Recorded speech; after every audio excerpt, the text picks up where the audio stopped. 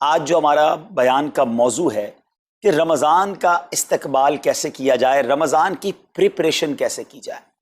دیکھیں، ہمارے گھر پہ جب کوئی مہمان آتا ہے ہم اس کی تیاری کرتے ہیں، اس کے لیے ہم ایک اچھی یوں سمجھیے کہ پریپریشن کرتے ہیں، اور جیسا مہمان ویسی تیاری۔ جس کے لیے دل میں زیادہ محبت ہوتی ہے اس کے لیے ہم زیادہ تیاری کرتے ہیں۔ تو اب ذرا آپ سوچئے کہ ایسا مہمان جو ہماری مغفرت کروانے آ رہا ہے، ایسا مہمان جو ہمیں بخشوانے آ رہا ہے، تو پھر ہمیں اس کے لیے کتنی کوشش کرنی چاہیے۔ تو آج یہاں پر جو ہم حاضر ہوئے ہیں، اللہ کرے کہ ہم رمضان کا صحیح معنوں میں استقبال کرنے میں کامیاب ہو جائیں۔ رمضان اللہ کا احسان ہے۔ رمضان کی اہمیت کو سمجھنے کے لیے یہی کافی ہے کہ پیارے آقا علیہ الصلوۃ والسلام فرماتے ہیں کہ اگر میری امت کو معلوم ہوتا کہ رمضان کیا ہے تو وہ تمنا کرتے کہ سارا سال ہی رمضان ہو۔ سبحان اللہ۔ مولا علی شیر خدا کرم اللہ تعالی وجہ الکریم کا یہ قول کتنا نرالا ہے۔ آپ فرماتے ہیں اگر اللہ تبارک و تعالیٰ کو اس امت کو عذاب دینا ہوتا تو اس امت کو رمضان اور سورہ اخلاص عطا نہ فرماتا۔ اس کا مطلب کیا ہوا کہ یہ بخشوانے، عذاب سے بچانے کے لیے آ رہا ہے، رحمتیں برسانے کے لیے آ رہا ہے۔ کاروباری لوگ بھی مجھے سن رہے ہوں گے، جس علاقے میں جس اسٹور پر کوئی ڈسکاؤنٹ ہوتا ہے، کوئی اسکیم ہوتی ہے، فائدہ ہوتا ہے، ہم ادھر پہنچ جاتے ہیں۔ رمضان ایک ایسی اسکیم ہے، رمضان ایک ایسا بینیفٹ دیتا ہے کہ احادیث میں یہ مضمون ہے کہ فرض کا ثواب 70 گنا کر دیا جاتا ہے، نفل کا ثواب فرض کے برابر کر دیا جاتا ہے، شیطان کو بند کر دیا جاتا ہے، جہنم کو تالے لگا دی جاتے ہیں، جنت کے در کھول دیے جاتے ہیں۔ روزہ دار کے منہ سے جو اسمیل آتی ہے، جو بو آتی ہے، بعض اوقات ہم کہتے ہیں یار پیسٹ نہیں کر سکے پورا دن، منہ سے اسمیل آ رہی ہے۔ سنیے، یہ اسمیل جو ہے یہ اللہ کے نزدیک مشک کی خوشبو سے بھی زیادہ بہتر ہے۔ اللہ اللہ۔ ذرا آپ غور تو کیجئے، ہر سجدے پر 1500 نیکیاں دی جاتی ہیں، ہر سجدے پر سرخ یاقوت کا جنت میں ایک محل بنا دیا جاتا ہے۔ اتنی نیکیاں، پھر وہ کتنا بد نصیب ہے جو رمضان میں بھی عبادت نہ کرے، رمضان میں بھی اللہ کو راضی کرنے میں کامیاب نہ ہو۔ روزانہ افطار کے وقت 10 لاکھ گناہگار بخش دیے جائیں، اور جناب ہر جمعے کو جب رمضان میں جمعہ آئے تو ہر لمحے 10 لاکھ گناہگار بخشے جائیں، تو کروڑوں اربوں لوگوں کی بخشش گویا رمضان میں ہونی ہے۔ تو پھر ہمیں اس کی کیسی تیاری کرنی چاہیے، کتنا ثواب کمانے کے بارے میں سوچنا چاہیے۔ لیکن یہاں ایک اور بڑی امپورٹنٹ بات ہے، ایک تو رمضان میں نیکیاں کرنی ہے، دوسرا بڑا کام یہ کرنا ہے کہ ہمیں رمضان میں گناہوں سے بچنا ہے، کیونکہ عادتیں تو ساتھ ہی لگی ہوئی ہیں نا۔ شیطان بند ہے لیکن ہماری اپنی عادتیں، جس کی روز حرام دیکھنے کی عادت ہے، حرام سننے کی عادت ہے، حرام بولنے کی عادت ہے، ایسا تو نہیں ہوگا نا چاند آتے ہی سارے سوئچ آف ہو جائیں گے، وہ عادتیں ساتھ ہی چل رہی ہوتی ہیں۔ غور کیجئے کہ رمضان میں جو گناہ کرتا ہے نا، اس کا عذاب بھی بڑھ جاتا ہے، اس کی پنشمنٹ بھی بڑھ جاتی ہے۔ یہ ایسے ہی ہے کہ کوئی مسجد کے اندر آ کے گناہ کرے تو آپ کہیں گے نا یار خدا کا خوف کرو، مسجد میں ایسا کام کر رہے ہو۔ کوئی مکہ شریف حرم میں اندر جا کر گناہ کرے تو کتنا شدید ہو جائے گا وہ۔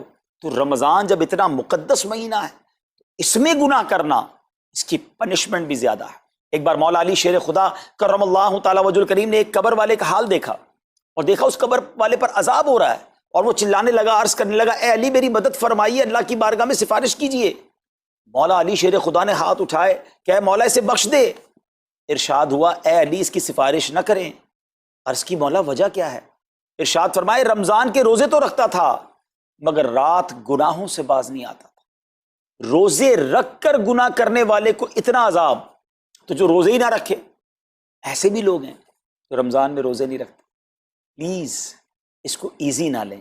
ہمیں نہیں معلوم، پتہ نہیں اگلا رمضان پھر نصیب ہوگا کہ نہیں۔ پچھلے رمضان میں کتنے لوگ تھے جو ہمارے ساتھ تھے، اس رمضان میں نہیں ہے۔ اور اللہ پہلے تو ہم یہ دعا کرتے ہیں اللہ ہمیں یہ رمضان بھی عطا کر دے۔ زندگی کا کیا بھروسہ، دنیا کی جو کیفیت ہے آپ کے سامنے ہے، کبھی بھی جا سکتے ہیں۔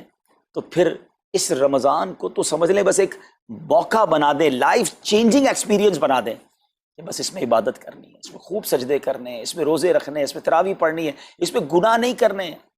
اور آئیے میں آپ کو بتاتا ہوں کہ نبی پاک صلی اللہ تعالی علیہ وسلم رمضان کیسے گزارتے تھے۔ ایک مسلمان کے لیے اس سے بہترین رول ماڈل کیا ہوگا کہ رمضان میرے آقا کیسے گزارتے۔ تو مختلف احادیث کا جو سمری ہے وہ یہ ہے کہ نبی پاک علیہ السلام عبادت میں کمر بستہ ہو جاتے، بستر پر کم تشریف لاتے۔ بی بی عائشہ فرماتی ہیں کہ نبی پاک کے چہرے کا رنگ بدل جاتا تھا، متغیر ہو جاتا۔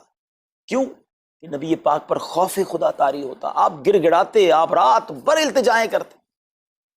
میرے آقا رو رو کر دعاؤں میں رمضان گزارے، چہرے کا رنگ بدل جائے۔ اور یہاں کچھ لوگ تو وہ ہیں کہ جن کا وزن ہی بڑھ جاتا ہے رمضان میں، اتنا کھانا کھانا ہے، سحری میں زیادہ کھانا ہے کہ سارا دن بھوکا رہنا ہے، افطار میں اس لیے زیادہ کھانا ہے کہ پورا دن بھوکا رہے تھے، پھر رات کو 2-3 بار مزید کھانا ہے کیونکہ کل روزہ رکھنا ہے۔ تو رمضان فوڈ فیسٹیول نہیں ہے، رمضان عبادت کے لیے آیا ہے۔ لوگ تیاری کر رہے ہوں گے ابھی بھی رمضان کی، وہ کیا کر رہے ہوں گے کہ افطار میں کیا پکانا ہے، سحری میں کیا پکانا ہے، کون سا آئٹم شارٹ ہے۔ نہیں میرے بیچ اسلامی بات، یہ جو بھوک کا احساس ہے نا روزے میں، اس کی حکمت علماء نے بیان کی ہے کہ بھوک غربت کا احساس دلاتی ہے، فقیری کا احساس دلاتی ہے، بندے کا غرور تکبر بیٹھ جاتا ہے، کتنے نقاہت میں آ جاتے ہیں ہم، ہمت ہی نہیں ہوتی کوئی کام کرنے کی۔ تو یہ احساس دلاتی ہے کہ تیری اوقات کیا ہے، غریب کیسے زندگی گزارتا ہے، فقیر کیسے زندگی گزارتا ہے۔ لیکن کچھ لوگ وہ ہیں جن کو بھوک ہی نہیں لگتی کیونکہ وہ اتنا کھا لیتے ہیں یا پھر سوتے ہی رہتے ہیں۔ روزے کی حکمت یہ نہیں ہے، نبی پاک آنسو بہاتے تھے، آقا کا چہرے کا رنگ بدل جاتا، اور پھر بتایا کہ رمضان میں جب جبریل امین نبی پاک علیہ الصلوۃ والسلام کے پاس آتے تو آقا علیہ الصلوۃ والسلام ان کے ساتھ قرآن پاک کا دور فرماتے۔ اور پھر ایک اور نبی پاک کا خوبصورت انداز کہ پیارے آقا ویسے تو سب سے بڑھ کر سخی ہیں، مگر جب رمضان آتا تو نبی پاک کا دریائے سخاوت ایسے بہتا تھا جیسے تیز آندھی، بلکہ اس سے بھی زیادہ۔ اللہ اللہ، یہ 3-4 چیزیں آپ نے اور میں نے پکڑ لینی ہیں۔ آقا علیہ الصلوۃ والسلام کے پیچھے پیچھے جانا نا جنت میں، ہم نے بھی یہ کام کرنا ہے۔ یہ راتیں مانگنے کی راتیں ہیں، التجا کرنے کی راتیں، سجدے کرنے کی راتیں ہیں، ہمیں تہجد بھی پڑھنی ہے، ہمیں انشاءاللہ نوافل بھی پڑھنے ہیں، اور کم از کم قرآن ایک بار تو پورا انڈرسٹینڈ تو کریں نا۔ تلاوت، ترجمہ، تفسیر کب کریں گے؟ بڑی بڑی ڈگریاں ہیں، بڑے بڑے پاسپورٹ اور جناب بہت سارا سرمایہ ہے، مگر ایک بار بھی قرآن پورا ترجمے اور تفسیر سے نہیں پڑھا ہوگا۔ بہت سارے لوگ ایسے ہیں، ذرا سوچئے نا۔ اچھا یہ مہینہ نزول قرآن کا مہینہ ہے، رمضان اور قرآن کو جو خاص نسبت حاصل ہے نا، تو اس مہینے میں قرآن کو پکڑ لیں۔ آئے ہائے، اللہ کرے رمضان قرآن کے ساتھ گزرے، ہماری صبح قرآن کے ساتھ ہو، ہماری شام قرآن کے ساتھ ہو، ہم قرآن سمجھنے والے بن جائیں۔ اچھا میں ایک اور بات بتاؤں آپ کو، مہینہ کتنا پیارا ہے۔ صرف اس مہینے میں قرآن نازل نہیں ہوا، باقی بھی جو 3 آسمانی کتابیں ہیں نا، زبور، انجیل، توریت، یہ بھی رمضان میں ہی نازل ہوئی ہیں۔ اللہ کریم نے ان تمام مبارک کتابوں کو نازل کرنے کے لیے رمضان کا مہینہ منتخب فرمایا۔ اتنا مبارک مہینہ ہے تو ہمیں خوب اس میں تلاوت قرآن کرنی، اور اب دعوت اسلامی نے کتنا آسان کر دیا، تفسیر قرآن عطا فرما دی صراط الجنان آسان اردو میں، اور پھر جناب اس کو اپلیکیشن پر بھی دے دیا، اس کے PDF بھی جاری کر دیے، ڈاؤن لوڈ کر لیں موبائل میں۔ اب تو آڈیو تفسیر قرآن بھی آپ کو دے دی۔ اگر پھر بھی سنیں نہ، پڑھیں نہ، قرآن سے دور رہیں تو یہ ٹھیک نہیں ہے۔ پلیز اس رمضان کو قرآن کے ساتھ گزاری، اور پھر جو نبی پاک کا یہ جو سخاوت والا انداز ہے نا، صدقہ و خیرات کرنا، ہر سائل کو عطا فرماتے، تو یہ بھی ہمارا ایٹیٹیوڈ ہونا چاہیے کہ خوب دل کھول کر خرچ کریں۔ سب سے پہلے اپنی پوری زکوٰۃ ادا کریں۔ یہ اتنی بڑی اب بدقسمتی ہوتی جا رہی ہے، ایسا فیل ہوتا ہے دنیا بھر کے تاجران اور لوگوں سے جب ہم ملتے ہیں کہ جس طرح رمضان کے علاوہ بہت تھوڑی تعداد میں مسلمان نماز پڑھتے ہیں نا 5 ٹائم، ایسا لگتا ہے اب زکوٰۃ بھی بہت کم لوگ ہی دیتے ہیں، پوری زکوٰۃ نہیں دیتے، اندازے سے نکال دی، کیلکولیشن کرتے نہیں ہیں۔ اور یہ بھی فیلنگز آتی ہیں کہ زکوٰۃ جتنی بڑھتی جاتی ہے نا، ہزاروں میں جس کی زکوٰۃ ہے وہ دے دیتا ہے، لاکھوں والا بھی شاید دے دیتا ہے، لیکن جب زکوٰۃ ہی کروڑوں میں پہنچ جاتی ہے نا، تو پھر یہ دل پر بھار پڑنا لگ جاتا ہے، ڈیفیکلٹ لگنا شروع ہو جاتی ہے۔ بندہ یہ کیوں نہیں سوچتا کہ اگر اللہ پاک نے مجھ پر لاکھوں میں زکوٰۃ ہے تو اللہ نے کروڑوں دیے تو لاکھوں میں زکوٰۃ ہے نا، اگر کروڑوں میں زکوٰۃ ہے تو اربوں ہیں تو کروڑوں میں زکوٰۃ ہے نا۔ زکوٰۃ کتنی ہے؟ ضروریات زندگی کی تمام چیزوں سے فارغ ہونے کے بعد جو مال تجارت، سونا چاندی، کیش یا پرائز بانڈ، یہ جو اس کی تفصیلات ہیں، اس پر 2.5% ہے۔ میں ایک اور لاجک سے آپ کو بات سمجھاؤں، اگر اس لاجک سے سمجھیں تو زکوٰۃ تو 1-1.5% بنتی ہے۔ وہ کیسے؟ ہم سب کے گھر نکل گئے، اس پہ زکوٰۃ نہیں ہے، ہماری گاڑیاں نکل گئیں، اس پہ زکوٰۃ نہیں ہے، جن کی فیکٹریاں ہیں وہ فیکٹریاں بھی مائنس کر دی گئیں، جن کی دکانیں ہیں وہ دکانیں بھی مائنس ہو گئیں۔ اچھا جناب اس کے علاوہ اگر کرائے پہ کچھ پراپرٹی دی ہوئی ہے اس پر زکوٰۃ نہیں ہے۔ اگر ان سب پر زکوٰۃ ہوتی، یعنی جو کچھ میرے پاس ہے ان سب پر ہوتی تو کتنی زیادہ ہو جاتی، اور اتنی ساری چیزیں نکل گئیں تو پھر تو اگر ٹوٹل پد لگائیں تو 1-1.5% ہی بنتا ہے۔ تو اب جب سب کچھ نکالنے کے بعد تھوڑے سے مال پر 2.5% ہے، اور بھی سال میں ایک بار ہے، تو اس کو بھاری نہ سمجھیں، یہ بربادی ہے جو زکوٰۃ نہیں دیتے۔ یاد رکھیے گا حدیث پاک کا مضمون ہے کہ یہ مال کا میل ہے، جس مال سے مل جائے اس مال کو بھی برباد کر دیتا ہے۔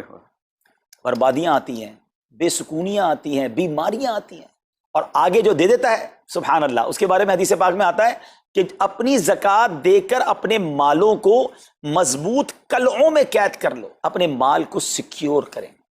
لوگ کہتے ہیں انشورنس ہونی چاہیے، آگ نہ لگ جائے، چوری نہ ہو جائے، ڈوب نہ جائے۔ اللہ کے حبیب علیہ الصلوۃ والسلام فرماتے ہیں، جس کا مضمون ہے کہ جب بندہ اللہ کی راہ میں خرچ کرتا ہے نا، تو وہ صدقہ بندے کے ہاتھ سے نکل کر اللہ کے دست قدرت میں چلا جاتا ہے، اور اللہ کریم تمہارے صدقوں کو پالتا ہے، جس طرح تم اپنے جانور کے بچوں کو پالتے ہو۔ بچہ ہوتا ہے نا جانور کا، بڑا ہو جاتا ہے، فرمایا بندہ کھجور کا صدقہ دے گا، اللہ پہاڑ جتنا عطا فرمائے گا، اس دن بھی ملے گا اور ملٹیپلائی ہو کر ملے گا۔ اچھا، جو ادھر خرچ کیا ادھر کیا ملے گا؟ ادھر بھی نبی پاک علیہ الصلوۃ والسلام فرماتے ہیں، جس کا مضمون ہے میں قسم کھا کر کہتا ہوں، یعنی نبی پاک تو جو فرمائے حق ہے۔ اس حدیث میں تو آقا علیہ الصلوۃ والسلام قسم اٹھا رہے ہیں کہ میں قسم کھا کر کہتا ہوں کہ اللہ کی راہ میں خرچ کرنے سے مال کم نہیں ہوتا، نہ ادھر کم ہونا ہے اور ادھر بھی ملنا ہے، تو پھر تو سودا اب کتنا نفع والا ہے۔ اور یہ آپ چیک کر لیں، پوری دنیا میں جہاں مجھے سنا جا رہا ہے کہ جو لوگ پوری زکوٰۃ دیتے ہیں نا، ان کا مال ملٹیپلائی ہوتا ہے، اگلے سال زیادہ زکوٰۃ دے رہے ہوتے ہیں۔ زیادہ زکوٰۃ کیسے ہو گئی؟ کیونکہ مال بھی بڑھ گیا، تو ادھر بھی بینیفٹ ہے، ادھر بھی بینیفٹ ہے، نقصان کا سودا ہی نہیں ہے۔ پھر چاہتے ہو بلاؤں سے بچ جائیں، تو روایتوں کا مضمون ہے کہ صدقہ بلا اور بندے کے بیچ میں آ جاتا ہے، بلا اترتی ہے، صدقہ روک لیتا ہے، لڑائی کرتا ہے اس سے، اور بندے پر بلائیں اور پرابلمز اور ڈیفیکلٹیز آنے سے اسے روکتا ہے۔ تو اگر چاہتے ہیں کہ برائیوں کے دروازے بند رہیں، چاہتے ہیں کہ بری موت سے بچیں، چاہتے ہیں کہ رزق میں اضافہ ہو، چاہتے ہیں کہ بلاؤں سے بچیں، ادھر بھی مال میں اضافہ ہو، ادھر بھی خزانے ملیں، تو اللہ کی راہ میں دل کھول کر خرچ کریں۔ اور یہ مہینہ it's the right month for generosity, یہ بہترین مہینہ ہے سخاوت کرنے کا، کیونکہ نبی پاک کا یہ انداز تھا کہ رمضان میں خوب سخاوت فرماتے۔ تو غریبوں کی مدد کریں، ایسی مدد کریں کہ چہروں پہ مسکراہٹیں آ جائیں، لوگوں کے دسترخوان اچھے ہو جائیں، ان کے گھروں میں بھی کچھ اچھے کھانے پہنچ جائیں۔ اور اس میں سب سے بہترین طریقہ یہ ہے کہ اپنے غریب رشتہ داروں کو آپ مدد کریں۔ اگر وہ مستحق ہے نا زکوٰۃ کے، تو حق ہے کہ سب سے پہلے اپنے غریب رشتہ داروں کو دیں، پھر زکوٰۃ بچ جائے تو عاشقان رسول کی عظیم الشان بڑی تحریک دعوت اسلامی آپ کے سامنے ہے، جو دین متین کی خدمت کر رہی ہے۔ جامعۃ المدینہ ہیں، مدرسے ہیں، بچے اور بچیاں عالم بن رہے ہیں، عالمہ بن رہے ہیں، حافظ بن رہے ہیں، ناظرہ قرآن، اور ان سے کوئی فیس بھی نہیں لی جا رہی۔ ہزاروں بچے فری آف کاسٹ ہمارے پاس ایکوموڈیشن رکھے ہوئے ہیں، جن کو کھانا پینا رہنا دعوت اسلامی نے دینا ہے۔ آپ ذرا سوچئے یہ امت کی کتنی بڑی خدمت ہے کہ علماء دینا، حافظ قرآن، مسجدوں کے امام یہاں سے پروڈیوس ہوتے ہیں۔ اور پھر آگے چلیں تو دعوت اسلامی نے اسلامک میڈیم اسکول بنائے دارالمدینہ، پھر سال کی 600 کے قریب مسجد دعوت اسلامی بناتی ہے۔ میڈیا کے ذریعے جو بے حیائی پھیلائی جا رہی تھی، تو مدنی چینل اردو، پھر مدنی چینل انگلش، پھر مدنی چینل بنگلہ۔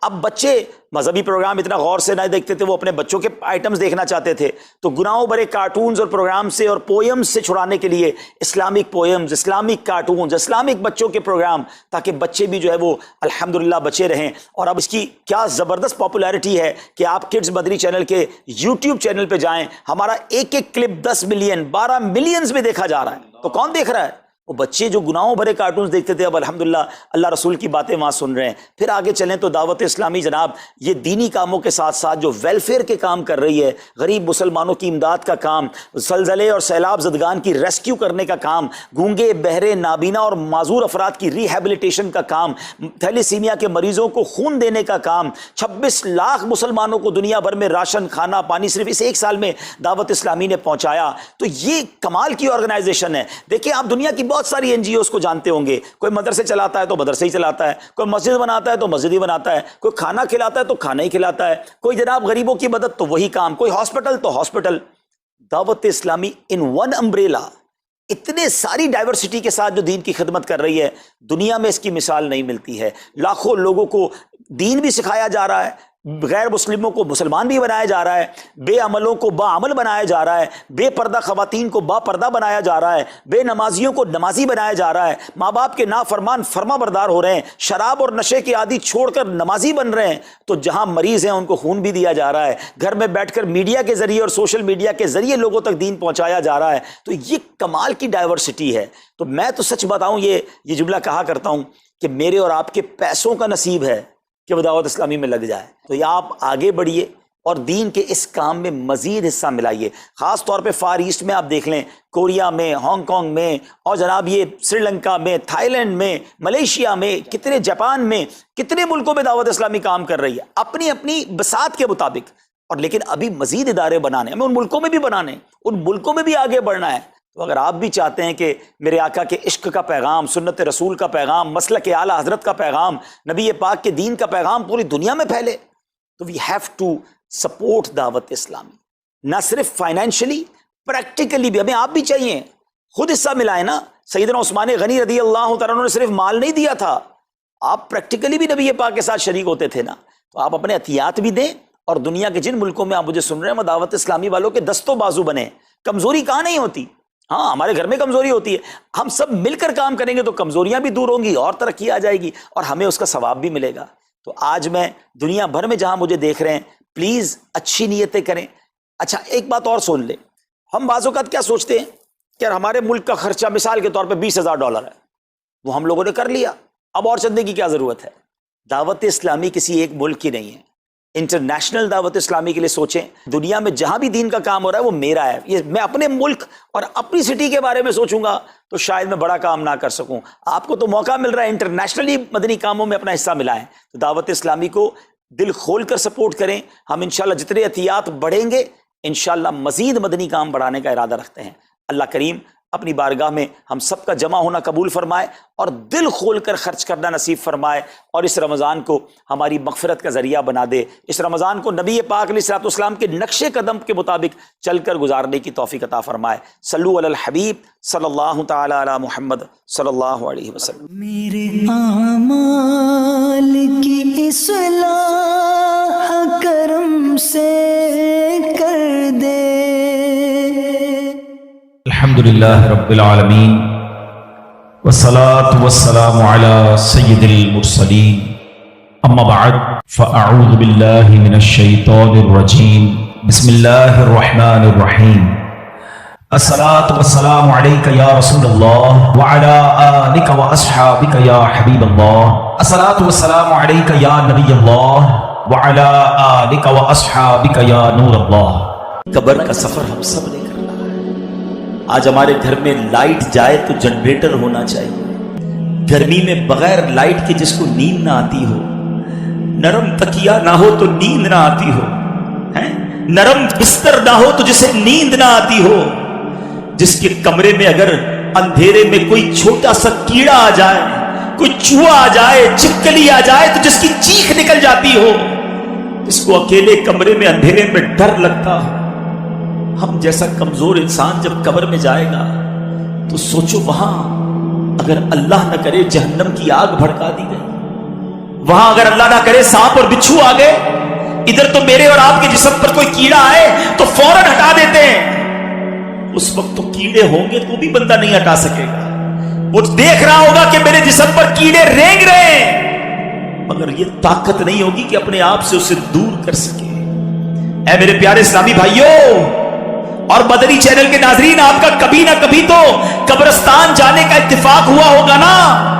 یہ جو قبریں اوپر سے ساری ایک جیسی دکھائی دیتی ہیں، اندر سے ایک جیسی نہیں ہوتی ہیں. دنیا میں اگر آپ کسی ایک کالونی میں جائیں، غریبوں کی آبادی میں جائیں تو مکان دیکھ کر پتہ چل جاتا ہے غریب رہتے ہیں ادھر. امیر کے علاقے میں جائیں تو کوٹھیاں دیکھ کر سمجھ آ جاتا ہے کہ ان کوٹھیوں میں امیر اور سکون سے رہنے والے رہ رہے ہیں. مگر قبروں کو دیکھ کر پتہ نہیں چلتا، دکھتی ساری ایک جیسی ہیں مگر ہر قبر کی داستان جدا ہے. کوئی تو قبر میں جنت کی نعمتیں لوٹ رہا ہے، کوئی تو قبر میں جلوائے مصطفیٰ میں گم ہے، کسی کی قبر میں تو جنت کی کھڑکی کھلی ہوئی ہے، کوئی تو اپنی قبر میں نم کا نومت العروس کے مزے لوٹ رہا ہے. کسی کو تو قبر ایسے دبا رہی ہے جیسے ماں گود میں اپنے بچے کو پیار سے دباتی ہے. مگر اسی قبرستان میں کوئی قبر ایسی بھی ہوتی ہے پیارے اسلامی بھائیوں جس میں سانپ اور بچھو اس قبر والے کو عذاب دے رہے ہوتے ہیں. میرے آقا نے اس طرح انگلیاں کر کے بتایا. عذاب کی ایک صورت سرور کائنات علیہ الصلوۃ والسلام نے اس طرح کر کے بتائی کہ بے نمازی کو قبر ایسے دبائے گی کہ جیسے پسلیاں ٹوٹ پھوٹ کر ایک دوسرے میں پیوست ہو جائیں گی. کسی کو قبر نے چکنا چور کر دیا ہوتا ہے، کسی کی قبر میں جہنم کی کھڑکی کھلی ہوتی ہے، اسی قبرستان میں کسی قبر میں آگ بھڑک رہی ہوتی ہے. اشجع الاقرا، حدیث میں اس سانپ کا نام بھی بیان کیا گیا. اللہ جس سے ناراض ہو، اشجع الاقرا، اندھا سانپ ہے. جو قبر میں مردے کو ڈنک مارے گا تو 70 گز مردہ زمین میں دھس جائے. یہ عذاب بھی احادیث میں ہی بیان ہوئے. اے پیارے اسلامی بھائیوں، یہ زندگی تو تھوڑی ہے نا، وہ زندگی بڑی ہے. اس دنیا میں کم رہنا ہے، اس دنیا میں زیادہ رہنا ہے، تو پھر کیوں نہ ادھر کی بات کریں.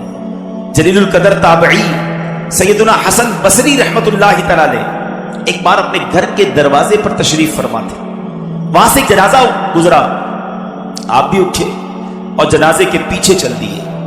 جنازے کے نیچے ایک چھوٹی بچی زاروں کتار دوڑتی ہوئی اس جنازے کے ساتھ ساتھ جا رہی تھی اور کہہ رہی تھی، اے بابا جان، آج مجھ پر وہ وقت آیا ہے کہ پہلے کبھی نہ آیا تھا. حضرت سیدنا حسن بصری رحمت اللہ تعالی علیہ نے جب یہ درد بھری آواز سنی تو آنکھیں اشکبار اور دل بے قرار ہو گیا. دستے شفقت اس یتیم بچی کے سر پر پھیرتے ہوئے آپ نے فرمایا، بیٹی تم پر نہیں، تمہارے مرحوم بابا جان پر وہ وقت آیا ہے جو آج سے پہلے ان پر کبھی نہ آیا تھا. دوسرے دن آپ نے دیکھا کہ وہی چھوٹی بچی آنسو بہاتی ہوئی قبرستان کی طرف جا رہی ہے. باپ سے بڑی محبت تھی، اس سے رہا نہیں جا رہا تھا، وہ قبرستان جا رہی ہے.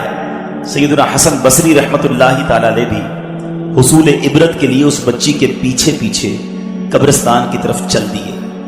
جب قبرستان پہنچ کر وہ چھوٹی بچی اپنے والد مرحوم کی قبر سے لپٹ گئی، حضرت سیدنا حسن بصری جھاڑیوں کے پیچھے بیٹھ گئے، چھپ گئے کہ دیکھوں یہ بچی کیا کہتی ہے. وہ چھوٹی بچی اپنے رخسار اپنے بابا جان کی قبر کی مٹی سے لگا کر کہتی ہے، اے بابا جان، آپ نے اندھیرے میں چراغ اور غم خار کے بغیر قبر کی پہلی رات کیسے گزاری؟ اے بابا جان، کل رات تو میں نے گھر میں آپ کے لیے چراغ جلایا تھا، آج رات قبر میں چراغ کس نے روشن کیا ہوگا؟ اے بابا جان، کل رات گھر کے اندر میں نے آپ کے لیے بچھونا بچھایا تھا، آج رات قبر میں بچھونا کس نے بچھایا ہوگا؟ اے بابا جان، کل میں نے آپ کے جسم پر چادر اڑائی تھی، آج رات آپ کو قبر میں کس نے چادر اڑائی؟ اے بابا جان، کل تو آپ کو جب بھوک لگی تھی تو میں نے آپ کو کھانا پیش کیا تھا، آج رات قبر میں جب آپ کو بھوک لگی تو کس نے کھانا دیا ہوگا؟ سیدنا حسن بصری غم کی ماری اور اس دکھیاری بچی کی یہ باتیں سن کر رو پڑے. قریب آئے اور کہا، بیٹی اس طرح نہیں بلکہ یوں کہو، اے بابا جان، دفن کے وقت آپ کا چہرہ قبلہ رخ کیا گیا تھا، کیا اب بھی آپ کا چہرہ اس حالت پر ہے یا آپ کا چہرہ پھیر دیا گیا ہے؟ اے بابا جان، آپ کو صاف ستھرا کفن پہنایا گیا تھا. اے عاشقان رسول، ذرا اپنا سر جھکا کر آنکھیں بند کر کے اپنے بارے میں سوچو. جب ہم قبر میں جائیں گے تو ہمیں بھی ہمارے دوست قبر میں ایک چہرہ تو قبلہ رو کر دیں گے نا، کفن تو صاف ستھرا پہنائیں گے، مگر اس کے بعد کیا ہو سکتا ہے؟ سیدنا حسن بصری کہتے ہیں، اپنے والد سے یہ پوچھو کہ بابا جان، کل تو آپ کو صاف ستھرا کفن پہنا کر دفنایا گیا تھا، کیا اب بھی وہ صاف ستھرا ہے؟ اے بابا جان، آپ کو قبر میں صحیح اور سالم بدن کے ساتھ رکھا گیا تھا، کیا اب بھی جسم سلامت ہے یا اسے کیڑوں نے کھا لیا ہے؟ اے بابا جان، علماء فرماتے ہیں قبر کی پہلی رات بندے سے ایمان کے بارے میں سوال کیا جائے گا تو کوئی جواب دے گا، کوئی مایوس رہے گا. آپ نے اس سوال کا درست جواب دیا یا آپ ناکام رہے ہیں؟ اے بابا جان، کل جب میں آپ کو پکارتی تھی تو آپ مجھے جواب دیتے تھے، آج میں کتنی بدنصیب ہوں کہ قبر کے سرانے کھڑی ہو کر پکار رہی ہوں، مگر مجھے آپ کے جواب کی آواز سنائی نہیں دیتی. اے بابا جان، آپ تو مجھ سے ایسے جدا ہوئے کہ قیامت تک دوبارہ نہیں مل سکتے. اے خدائے رحمان، قیامت کے میدان میں مجھے اپنے بابا جان کی ملاقات سے محروم نہ کرنا. سیدنا حسن بصری رحمت اللہ تعالی کی یہ باتیں سن کر وہ بچی عرض گزار ہوئی، اے میرے سردار، آپ کے نصیحت آموز کلمات نے مجھے خواب غفلت سے بیدار کر دیا ہے. اے پیارے اسلامی بھائیوں، بظاہر تو یہ ایک واقعہ ہے، مگر یہ میرے پیارے اسلامی بھائیوں، سیدی اعلیٰ حضرت امام اہل سنت قبر کی اسی رات کے بارے میں ہمیں سمجھا رہے ہیں. ارے یہ بھیڑیوں کا بن ہے، شام آ گئی سر پر، کہاں سویا ہے مسافر، ہائے کتنا لا ابالی ہے.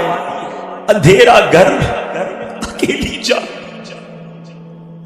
اندھیرا گھر اکیلی جان، دم گھٹتا دل اکتاتا، خدا کو یاد کر پیارے، وہ ساتھ آنے والے۔